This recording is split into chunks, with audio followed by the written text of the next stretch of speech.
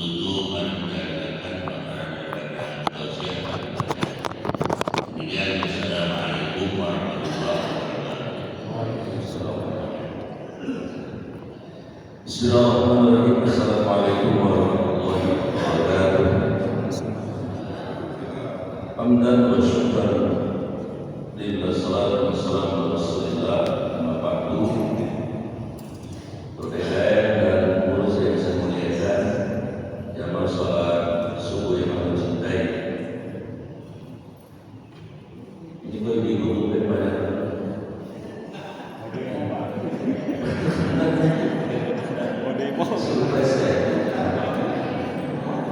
Kan saya apa kalau lagi ibu, bagaimana?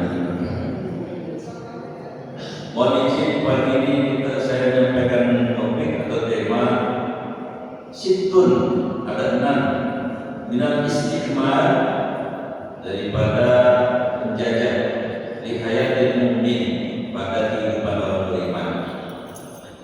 Jadi ada 6 penjajah dalam hidup orang beriman. Di surat Al-Ankabut ayat yang kedua, saya kira ayat familiar. Ahasiban nasu ayyutraku ayyaqulu amanna wa hum la yuftanun. Apakah orang beriman kayak kita ketika akan mengatakan kami orang beriman loh, kami itu orang Islam loh, kami ini hambanya Allah loh? Tidak, kata Allah. Padahal kami belum menguji, kata Allah. Sedangkan al-hayat wa al-ibtila, hidup ini adalah semua rangkaian ujian. Dari mulai lahir sampai nanti meninggal, semuanya ujian. Nah, di antara ujian orang beriman adalah Allah akan mengirimkan ujian berupa penjajah-penjajah dalam hidupnya. Ada 6. 1. Al-istiqmal. Yang penjajah bahasa Arabnya namanya istiqmal. Alhamdulillah kita 80 tahun sudah tidak menjajah. Belanda, Jepang, Portugis sudah tidak menjajah kita lagi. Alhamdulillah. Tapi ada saudara-saudara kita yang seiman yang masih dijajah sampai hari ini, kita sama-sama tahu, yaitu saudara-saudara kita di Palestina. Sebenarnya memang ketika dijajah itu, kalau pakai bahasa orang yang sarapannya roti, ada blessing in disguise, ada berkah terselubung. Kenapa? Karena ketika orang menjajah seperti di Palestina, lalu mereka berupaya untuk membebaskan dari penjajahan itu dengan konsekuensi logis bisa meninggal. Dan kita sama-sama tahu dalam 58.000 orang yang wafat di Gaza, hampir semuanya meninggal dalam keadaan status membela tanah air dan membela agama, alias wafatnya mereka adalah syahid dunia dan akhirat. Ini kematian yang paling mulia di dalam Islam.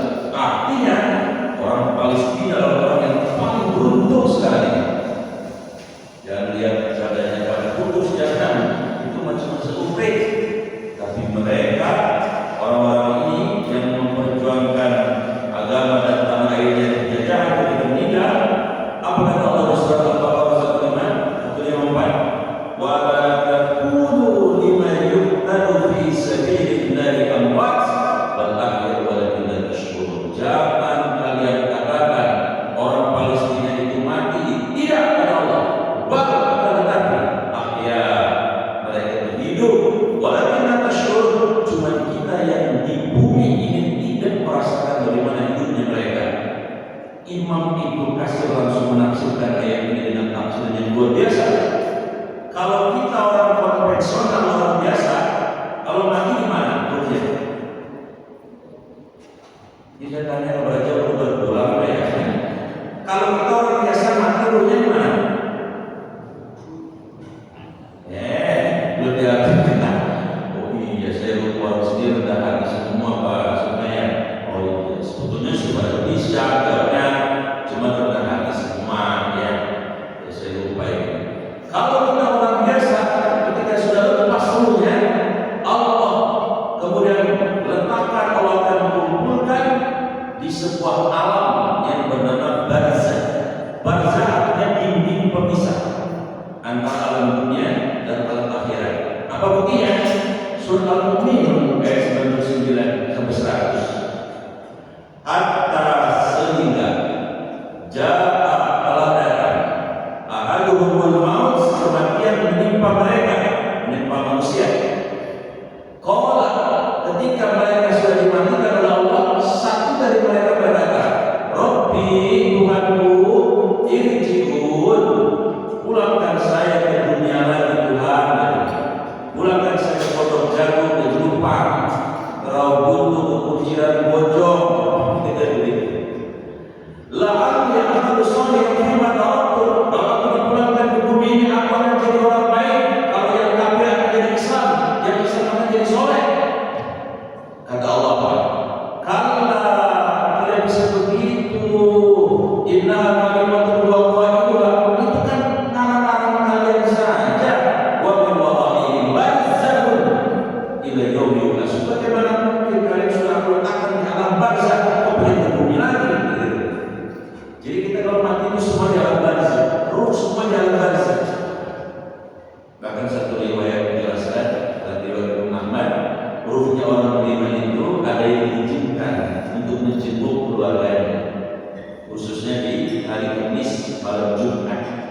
Itu ruh diizinkan, bukan ruh mau sendiri, tapi diizinkan Allah datang untuk menjenguk, terutama anak-anaknya. Ketika anak-anaknya baik, soleh, lempeng, bagel, cager, mereka tidak saling cakar-cakaran, mereka saling menolong, membantu kakaknya menjadi kakak yang baik, adiknya menjadi adik yang menghormati kakaknya, mereka mendoakan orang tuanya. Itu ruh begitu gembira dan dia pulang cinta dengan teman-teman ruh yang lain. Karena buktinya tadi itu berdialog dengan Allah tadi. Nah, ini juga menandakan bahwa tidak ada ibu ruh gentayangan, tidak ada. Tuyul, genderuwo, kuntilanak, ya kuntilanak, kuntil bapak, kuntil apa kan? Itu majin. Ruh tidak ada yang gentayangan.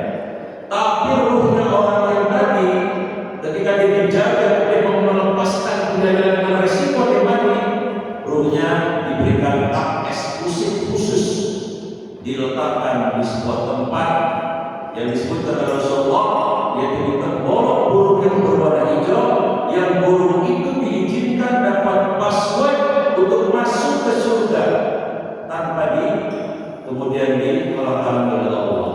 Jadi orang yang mati syahid punya rahmat sudah masuk surga sebelum surga dikasih DP. Sehingga ketika mereka diseru oleh Allah, apa itu, apakah kalian yang kalian apa yang kalian inginkan? Itu apa yang kalian inginkan? Allah mengatakan begitu sampai 3 kali.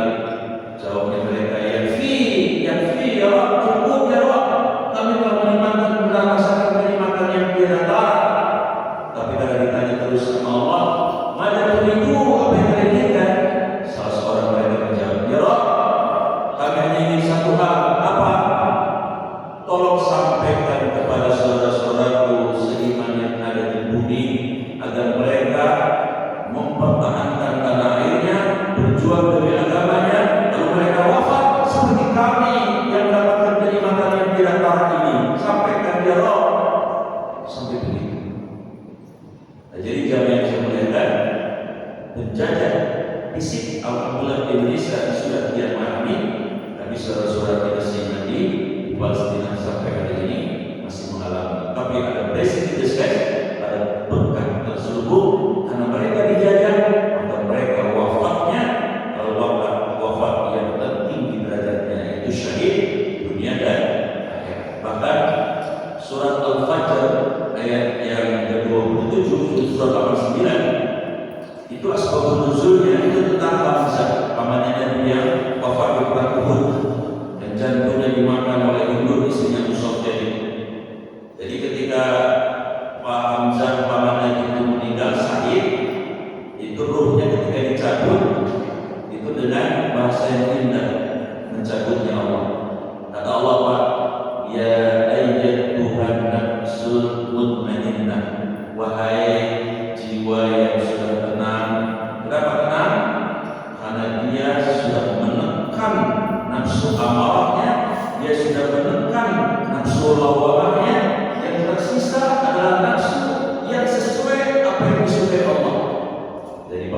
manusia ini berperang karena Allah.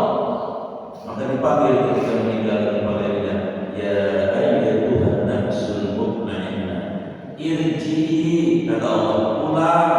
Masya Allah, indah betul ini. Irji'i, pulang, ila, kepada Rabbiki, Rabbmu, penciptamu, yaitu aku, kata Allah. Ya. Jadi orang meninggal itu sebetulnya pulang bertemu penciptanya. Kalau dalam bahasa tauhid, la ilaha illallah, tidak ada, la ma'budu bagi Allah, maknanya tidak ada yang paling mencintai orang beriman kecuali Allah. Berarti apa? Ketika pulang kepada Allah, artinya pulang menemui kekasih yang paling dicintai, yaitu Allah.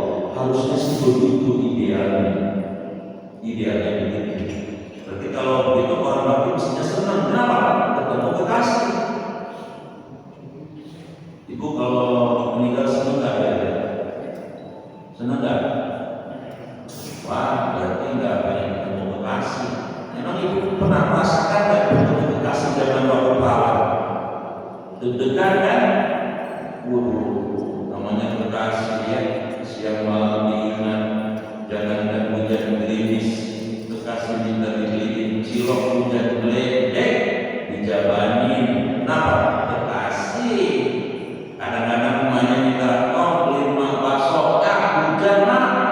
Tapi begitu kekasihnya lewat, bang, beliin sebelah apa di Cisauk. Jangan kata Cisauk, Dubai bapak jabanin. Kekasih.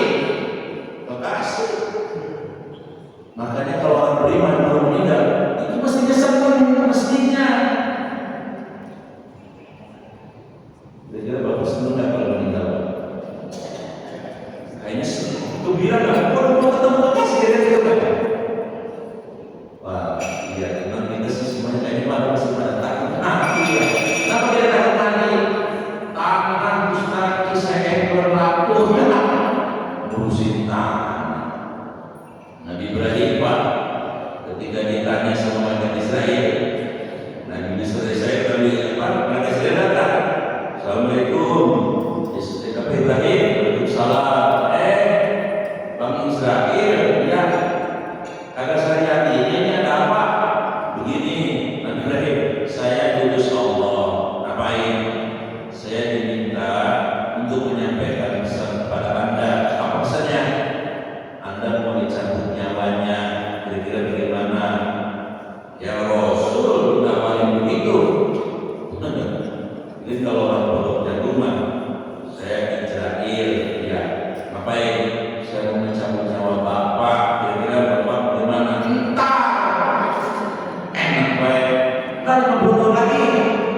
Itu begitu kalau kita main. Nabi Ibrahim kagak, jawabnya ini, Israel, ya. Saya boleh nggak menyampaikan sesuatu kepada Allah sebelum saya bisa menjawabnya? Boleh. Apa? Tolong sampaikan kepada Allah. Bukankah aku ini Allah kekasihnya? Masa kekasih sama kekasih mau mencabut nyawanya? Baik, saya sampaikan kepada Allah. Israel menyampaikan kepada Allah. Apa jawab Allah? Israel, baik ya Allah, sampaikan kepada Israel. Ya Allah, siap. Apa? Apa tidak boleh kekasih rindu dengan kekasihnya? Siap disampaikan kepada Ibrahim. Kata Ibrahim, oh iya ya, Allah kan kekasih saya kekasih Allah. Allah rindu sama saya. Masa saya nggak rindu sama Allah? Akhirnya kata Ibrahim, kalau gitu mereka saya dari cabut apa dan saya siap tuh ketemu kekasih. Nah, jadi kata Allah di suatu dari Al-Fajr ada wujudnya irji'i ila rabbiki radiyatan mardiyah, karena udah nafsu yang mutmainnah sehingga diridhoi oleh Allah, sehingga dia meninggal dalam keadaan ridho. Radiyatan mardiyah, wujudnya apa? Badkhuli fi ibadi hamzah, masuklah kamu ke dalam hamba-hambaku yang soleh, hamba-hambaku yang taat, hamba-hambaku yang memperjuangkan agama, hamba-hambaku yang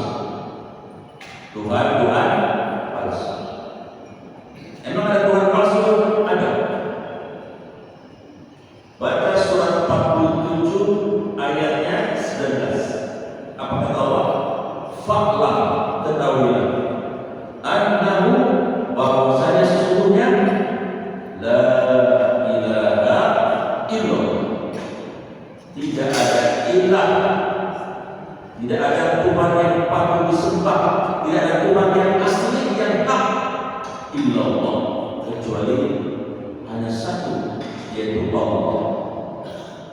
Kalau begitu, karena Tuhan yang asli yang hak hanya satu, ada Tuhan-Tuhan yang lain yang dituhankan maksudnya.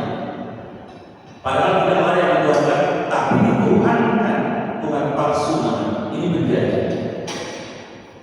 Sebab definisi Tuhan menurut Ibnu Taimiyah dalam akidah, kitab akidahnya beliau, al-ilah, Tuhan itu syai'un, sesuatu alladhi ya'lahul qalbi, yang hati manusia itu begitu tertambat kepadanya.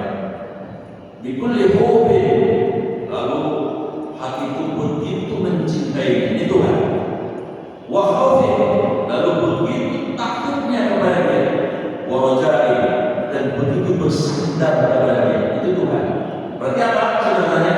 Tuhan adalah sesuatu yang hati manusia begitu tertambat luar biasa, begitu mencintai, begitu takut kepadanya, dan begitu bersandar kepadanya. Itu Tuhan. Kalau begitu, jika ada orang yang menjadikan selain Allah paling dicintai, melebihi cintanya kepada Allah, berarti dia sedang menuhankan selain Allah. Berarti dia sedang menjajah, belum merdeka. Kalau ada orang yang lebih takut kepada dia dibandingkan kepada Allah, berarti dia sedang menuhankan selain Allah, dia sedang dijajah dan dia belum merdeka. Kalau ada orang yang bersandar sepenuh hati, sepenuh jiwa bukan kepada Allah, bertawakal bukan kepada Allah, berarti dia sedang menuhankan sesuatu selain Allah dan dia sedang dijajah dan dia tidak merdeka. Ini saya mau nyambung apa kata ya? Ibu pada promo aja. Mau ngopi bu? Ntar sarapan dulu. Jadi penjajah yang bernama Tuhan palsu itu ternyata banyak bentuknya. Bagaimana Ustaz? Bentuknya bisa macam-macam. Bentuknya bisa apa? Salah satunya bisa bentuknya manusia. Bisa. Dia manusia, tapi Tuhan bukan. Kenapa? Karena ada orang lain yang sangat takut kepada dia. Makanya takut itu fitrah boleh, tapi jangan melebihkan takut kepada Allah. Sebab itu bisa artinya dia sedang menjadikan dia sebagai Tuhan. Kalau mati bahaya, tauhid ini. Maka takut boleh, tapi secukupnya. Cinta juga boleh, tapi juga secukupnya. Bersandar, bertawakal, menyandarkan boleh, tapi secukupnya. Seperti para habib ini, jangan bersandar 100% kepada suami. Jangan, emang suami Tuhan. Secukupnya. Kalau pakai bahasa ini, apa sebenarnya bilang begini, Pak, mama taat sama abang, mama nurut sama abang, apapun yang mama perintah asal tidak menyelisihi perintah Allah, mama siap diawasi. Atau mama akan taat selama abang taat sama Allah. Begitu. Tapi kalau abang, you are is everything, kaulah segala-galanya bagiku. Aku siap hidup dan mati bersama. Begitu mati aja, bolos, belum mati. Semalam juga kamu meninggal. Ayo, bukti. Yang ngomong musuh yang alhamdulillah. Baik, kembali. Jadi hadirin sekalian, penjajah selain Allah, Tuhan palsu bentuknya macam-macam. Bisa uang. Yunus misalnya mamanya mau renov rumah, pokoknya tiap hari bikin duit. Tapi sholat aja dari sini, hatinya duit mana ini mau renov duit. Mohon maaf.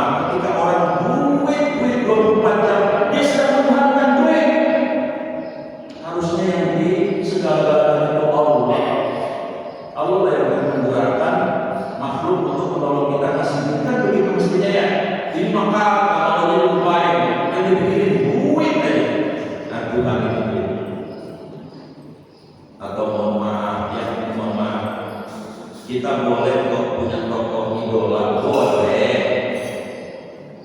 Ayo idolanya siapa? Ini Pak Prabowo ini idolanya. Jadi ya. Boleh nggak mengidolakan Pak Presiden? Boleh. Boleh nggak mengidolakan Lionel Messi? Boleh. Boleh nggak mengidolakan Brad Pitt? Ya. Kemudian apa namanya? Justin Timberlake. Kids Evan, wah boleh. Mengidolakan kiai boleh, Gus Dur siapa boleh, tapi tidak boleh melebihi kadar. Tidak boleh melebihi kadar mencintai Allah. Tidak boleh. Kenapa? Karena status kita sama-sama makhluk yang lemah. Yang namanya Superman kena bisu juga sakit ya. Betul kan? Atau ini mohon maaf, mungkin ada yang lagi pakai buah-buah. Paling mudah mana ini muda ini. Ente lagi balik buah kan? Lagi demen sama si Maisaro. Si Maisaro diingat terus. Lagi kamar mandi ada senyum si Maisaro. Tidur di plafon nyengir si Maisaro. Sampai buka pintu dikesek ada wajahnya si Maisaro. Rasanya makanan tidak kenyang kalau tidak bersama Maisaro. Rasanya tidur tidak nyenyak sebelum Maisaro WA. Aduh Maisaro. Maaf, itu si Maisaro Tuhan. Karena artinya bila Allah lama Tuhan tidak ada yang dicintai orang beriman kecuali Allah. Yang lain boleh dicintai, tapi porsinya secukupnya saja. Dua, tidak. Tuhan palsu itu adalah bernama hawa nafsu. Hawa artinya keinginan, nafsu diri.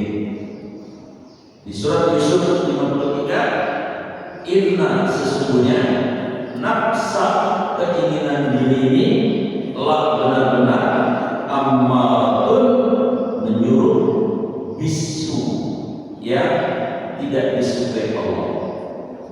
Jadi yang namanya hawa nafsu itu biasanya nggak cocok dengan yang Allah sukai. Kalau ngaji disukai Allah kan?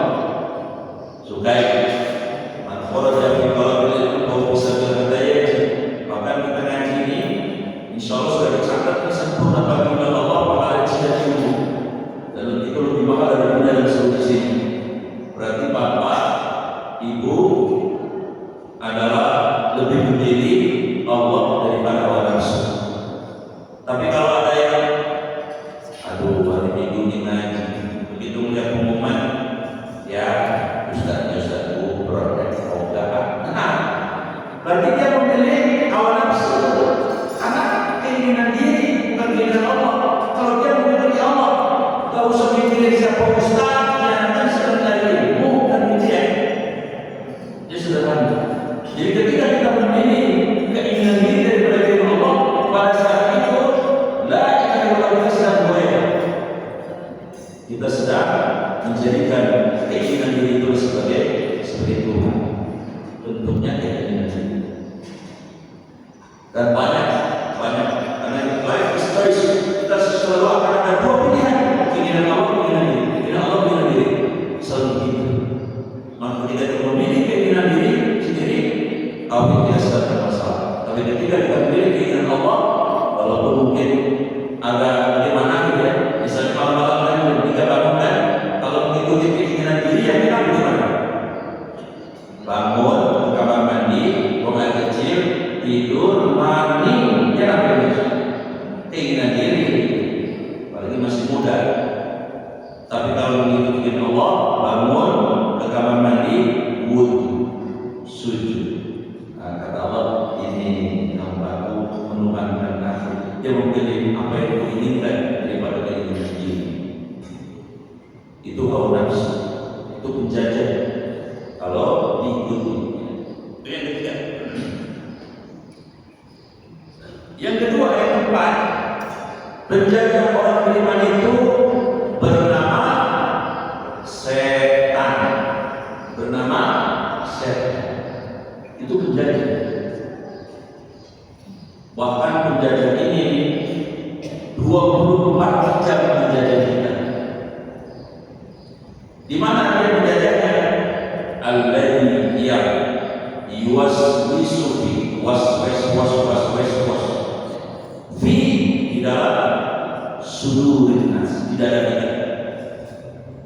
Dia akan membisik-bisikkan kejahatan, keburukan. Kenapa ada ibunya, bayinya sendiri was-was. Kenapa ada orang istrinya diganggu, anak buahnya suruh nembak, dor kakinya, was-was. Ya. Kenapa ada orang udah penghasilannya gede banyak, begitu ada yang bilang, Pak, tenang Pak, ini rekening Bapak nih saya tambahin 10 miliar ya Pak, tanda tangan dia, padahal udah gajinya gede, was saya dijajah sama saya. Kenapa ada istri kalau disuruh lakinya kagak nurut? Tapi bukan orang sini, bukan ibu sini, ibu Somalia itu karena was-was. Nah, bikin kopi manja amat, nggak yakin, kamu nggak bisa bikin diri sih. Itu was-was. Nah, kenapa bayi ketika lahir langsung nangis? Kenapa Pak? Ya kalau kata dokter macam-macam lah katanya dokter. Tapi dalam pandangan agama, kenapa si bayi itu lahir nangis? Karena di surat Al-Hijr ayat 940, wa la'uyannahu ajma'in, aku akan sesatkan anak cucu Adam dari mulai bayi sehingga bayi itu disentuh sama rambutnya setan, sehingga dia nangis. Seolah saya memproklamirkan, aku akan menjadi penjajahmu sampai kamu mati, sehingga bayi nangis. Jadi ini bahaya, karena setan ini, penjajah setan itu punya kelebihan. Kelebihannya di mana? Di surat Al-A'raf ayat 27. Innahu yarakum, sesungguhnya setan itu melihat kamu. Huwa, dia, iblis, wa qabiluhu, dan semua makhluk dari setan, min haitsu la tarawnahu. Mereka bisa melihat kita dari arah yang kita tidak bisa melihat mereka. Maknanya setan bisa melihat kita, tapi kita tidak bisa melihat setan. Ada di sini orang bisa melihat setan, dipastikan ada setannya. Kalau ada orang bisa melihat setan, pasti ada setannya. Kalau orang tidak ada setannya, tidak mungkin bahwa kiai ustaz tidak bisa melihat setan, karena sifatnya alamnya memang berbeda. Nah, jadi setan itu bisa melihat kita, kita tidak bisa melihat dia. Itu penjajah Indonesia. Yang kedua, di surat Al-A'raf ayat 17, "Tsumma la'atiyannahu min baini aydihim wa min aymanihim wa shama'ilihim wa min khalfihim wa an aymanihim wa shama'ilihim." Dia akan mendatangi kita dari arah depan, belakang, kanan, kiri, semua arah. Dia menyerang kita 24 jam. Nah, ini bahaya setan. Makanya jarang yang mampu menghadapi setan itu adalah orang yang dijaga oleh Allah Subhanahu wa Ta'ala. Para nabi dan rasul bukan tidak ada setannya, mereka ada setannya, tapi mereka dijaga oleh Allah sudah selamat dari budaya setan. Kita orang biasa pasti akan jaga 24 jam. Kalau tidak ditolong Allah, kita bisa wes 14. Bisa melakukan perbuatan yang di luar kita misalnya seperti tadi membunuh, zina, korupsi. Berikutnya yang kelima, penjajah itu bisa berbentuk ru'asa, pemimpin yang zalim. Itulah kenapa Nabi mengatakan dalam sabdanya, afdhal jihad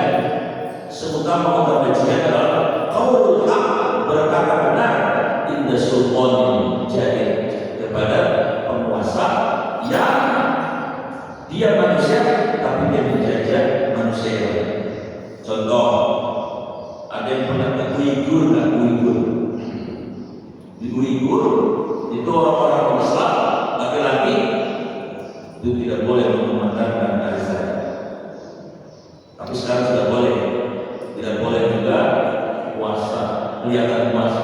Mesin-mesinnya tidak boleh dipakai untuk ibadah. Bahkan mereka dikonsentrasikan di sebuah camp pada waktu itu ya, agar ada indoktrinasi, agar kemudian dia tidak akidah dan tauhidnya menjadi goyah. Ini namanya manusia yang menjadi penguasa tapi menjajah manusia yang lain, khususnya kita orang beriman. Tapi sekarang keadaannya sudah tidak seperti itu. Itu yang kelima. Atau kalau mau ditarik misalnya ke sebuah negara ya, ini juga menurut saya walaupun skalanya kecil bisa kategori penjajah. Apa misalnya contohnya? Ya misalnya tadi pengangguran di sebuah negara itu sekitar 7%, 19 juta. Yang miskin 24 jutaan. Tapi gaji dewannya naik drastis, sebulan 104 juta. Padahal pendapatan negaranya kira-kira cuma 2.500 triliun, tapi pengeluarannya harus 3.000 triliun. Akhirnya apa yang terjadi? Supaya dapat, maka dinaik semua hal, pakai pajak, semua dipajakin, sampai istri kita mau nikah. Ini menurut saya walaupun skalanya kecil, zolim. Seperti ini juga menjadi penting seperti ini. Mudah-mudahan semua yang harus terlihat. Yang keenam yang terakhir, penjajah itu bernama nizam. Apa nizam? Sistem. Sistem itu bisa menjadi penjajah. Ketika sistem itu tidak cocok dengan nilai orang beriman. Apa contohnya? Sepilis, sekulerisme, pluralisme, liberalisme. Sekulerisme memisahkan agama dari negara dan hal-hal yang berbangsa negara. Agama hanya ada di masjid, musola, sama majelis taklim. Yang lain nggak usah ngomong agama. Di kantor nggak ngomong agama. Panas. Semalam di rumah saya ada judulnya sebagus mensyukuri nikmat kemerdekaan. Tapi pada ngigel semalaman. Nah, kata mereka kok judulnya mensyukuri nikmat. Prakteknya seperti ini. Nah, ini memang masalah. Mestinya kalau judulnya mensyukuri ada Allahnya. Ya, harusnya sih undang ustaz di Indonesia. Kan ada ustaz itu di rumahnya. Kasih BPS keluar itu seneng. Kita kira ini malam ini dibuat. Bagaimana mensyukuri judulnya ini mah? Memaksiati kemerdekaan ini. Tapi ini memang masih ada. Memang harus diingatkan. Nah, jadi sistem itu bisa menjadi penjajah. Kemudian apa namanya? Pluralisme. Apa pluralisme itu? Menyatakan bahwa semua agama sama. Kita disuruh memahami bahwa semua agama itu sama. Padahal ini bertentangan di surat Al-Imran. Inna dina indallahi Islam. Ini juga bisa menjadi penjajah. Kalau kita ikut repot. Berarti kita mengakui semua agama itu benar. Ya. Tapi kalau pluralitas yang dimaknai bahwa kita ini hidup berbeda-beda, memang orang satu harusnya berbeda-beda, harus menghormati keyakinan siapapun, menghargai agama apapun. Tapi kalau disamakan bahwa semua agama itu benar, sama, rugi kita jadi orang Islam. Kenapa rugi? Kalau kita sholat 5 kali sehari. Kalau yang lain kan yang seminggu sekali enak untuk mereka. Masuk surganya sama-sama. Tidak bisa sama. Allah yang bisa membedakan dengan Allah. Kemudian liberal, orang liberal itu juga bisa menjadi penjajah. Apa keinginan orang liberal? Bebas. Kalau bisa agama itu minimalisir sekecil mungkin. Sehingga mohon maaf, karena yang mengelola YouTube, ya media sosial orang liberal, sehingga isinya dia isinya bahaya. Anak-anak SD dan SMP sudah melihat apa ya? Aduh. Tapi kalau yang orang yang takut sama Allah, media sosial insya Allah ramah dengan anak-anak ini. Insya Allah seperti itu. Tapi ini memang belum berubah. Saya sampai hari ini saya lihat isi konten media sosial masih seperti itu. Ini berarti apa? Ada penjajahan sistem, namanya sistem liberal, dia bebas. Orang itu pengennya bebas. Kalau nggak salah di bulan yang lalu saya cerita ya, ada tokoh perempuan liberal yang dijuluki aktivis feminin, namanya Dr. Aminah Wadud, dokter dari Amerika. Saking pengen setara dengan laki-laki, dia sholat Jumat, dia yang menjadi imam, dia yang khotib, dan cowok. Perempuan jadi imam, khotib, imamnya laki-laki juga perempuan. Iya, kalau yang jadi pemain mana ini mudah-mudahan 60 ada dia, yang sedikit nggak masalah.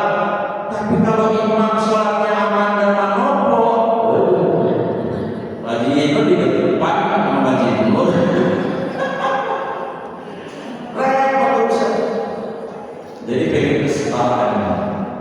Kesimpulannya yang saya sampaikan kepada sekalian, sekali lagi, hidup ini semua isinya ujian. Salah satu ujiannya adalah Allah kirimkan penjajahan ini. Tapi orang beriman tidak perlu takut selama kita masih sama Allah, bersama Allah, setiap detak jantung dan helaan nafas masih bersama Allah. Kita mohon kepada Allah, insya Allah semua penjajahan itu tidak akan mampu memporak-porandakan akidah tauhid dan keyakinan kita. Insya Allah. Dan kita mohon kepada Allah juga, mudah-mudahan anak-anak kita, cucu-cucu kita, mudah kita juga dijaga oleh Allah dari penjajahan ini, sehingga kita semua satu keluarga selamat dunia dan akhirat. Demikian apa yang saya muliakan. Sebelum doa barangkali ada yang mau merespon, menambahkan satu dua orang silahkan kalau ada.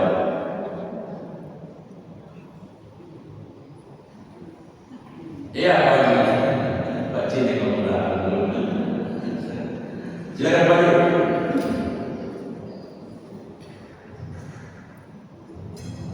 Assalamualaikum warahmatullahi wabarakatuh. Waalaikumsalam. Terima kasih atas waktu yang diberikan.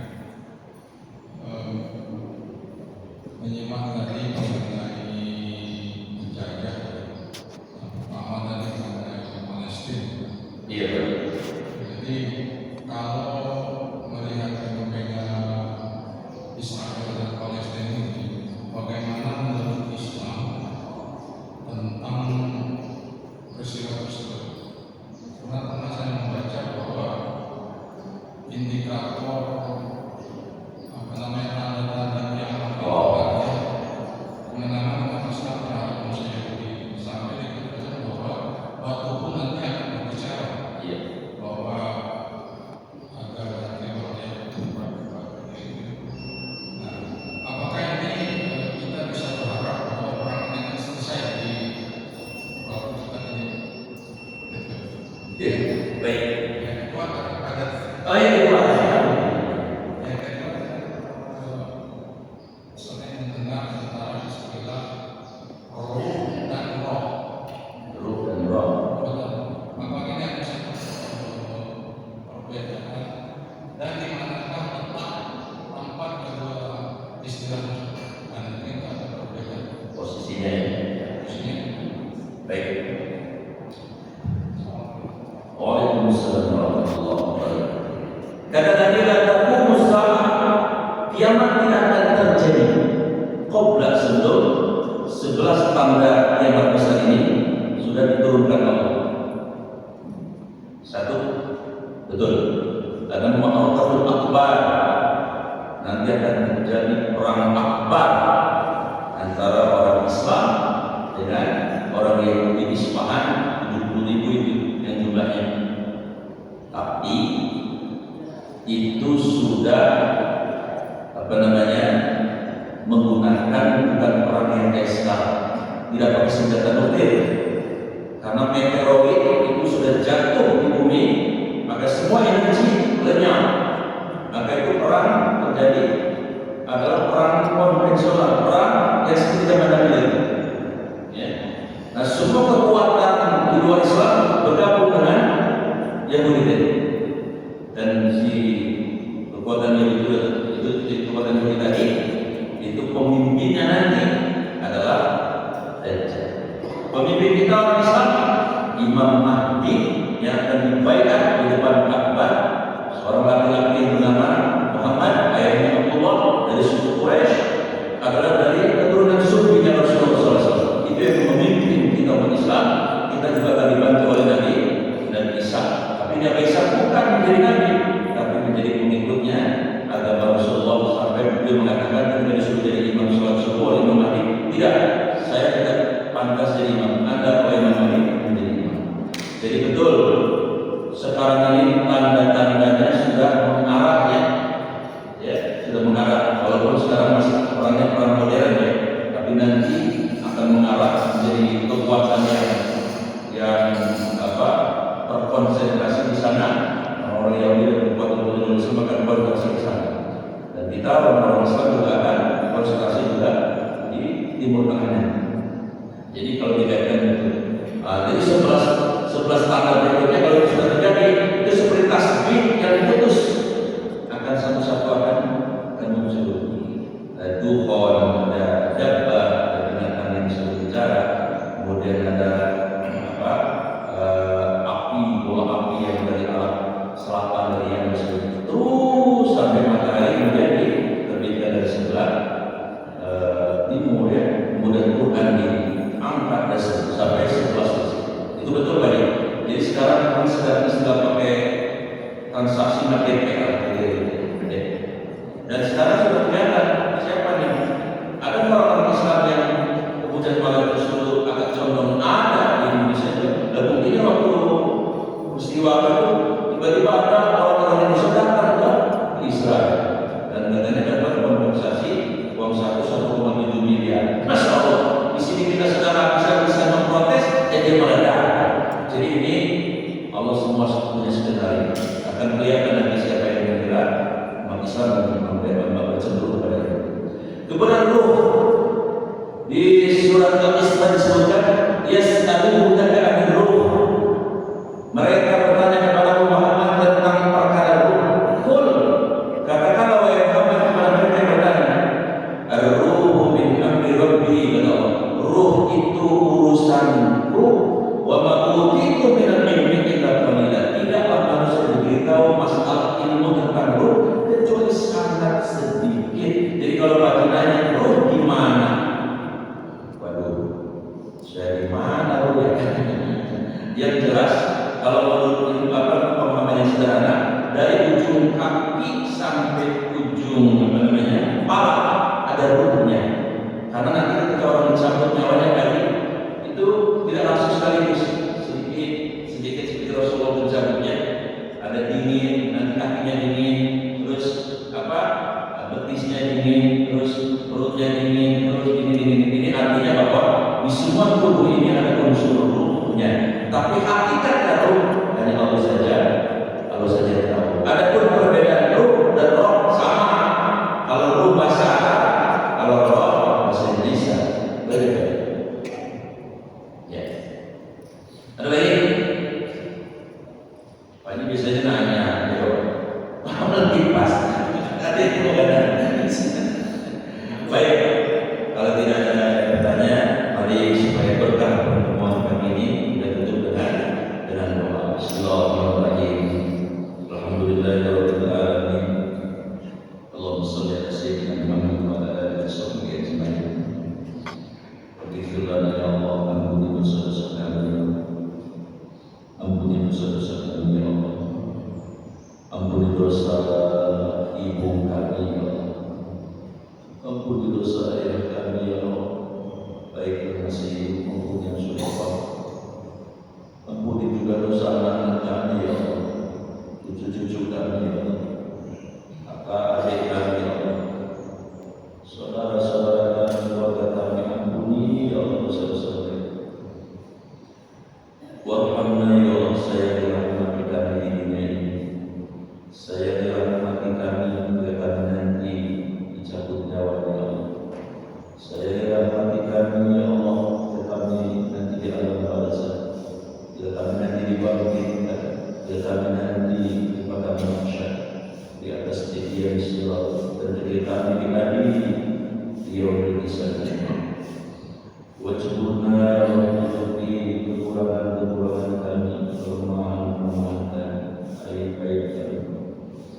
Warfa'na angkat ya Allah derajat kami, jadikan kami hamba-Mu yang mulia di sisi dan kemuliaan di sisi Muhammad. Warzuqna ya Allah karuniakan berkatan rezeki yang halal yang berkah, rezeki yang bisa membahagiakan saudara-saudara kami yang beriman, rezeki yang bisa berbagi buat yang lain. Wahdina ya Allah, bimbing kami ya Allah agar kami tidak salah arah, tidak salah jalan. Beri kami senantiasa petunjuk ya Allah agar kami tidak tersesat di hidup yang singkat ini. Wa afina sehatkan ya Allah, jasmani kami untuk bekal ibadah, sehatkan rohani kami ya Allah, sehatkan pikiran kami, jiwa kami, bahkan sehatkan ya Allah perasaan-perasaan. Wa'fu anna, maafkan kesalahan kami yang sengaja atau tidak sengaja, yang terang-terangan maupun tersembunyi. Wassallallahu ala sayyidina Muhammadin wa ala alihi washabbihi ajma'in. Subhana rabbika rabbil izzati amma yasifun. Wassalamu ala mursalin. Walhamdulillahi rabbil alamin. Mohon maaf lahir batin, kita tutup dengan doa kafaratul majlis. Subhanallah wa bihamdika, asyhadu an la ilaha illa anta, astaghfiruka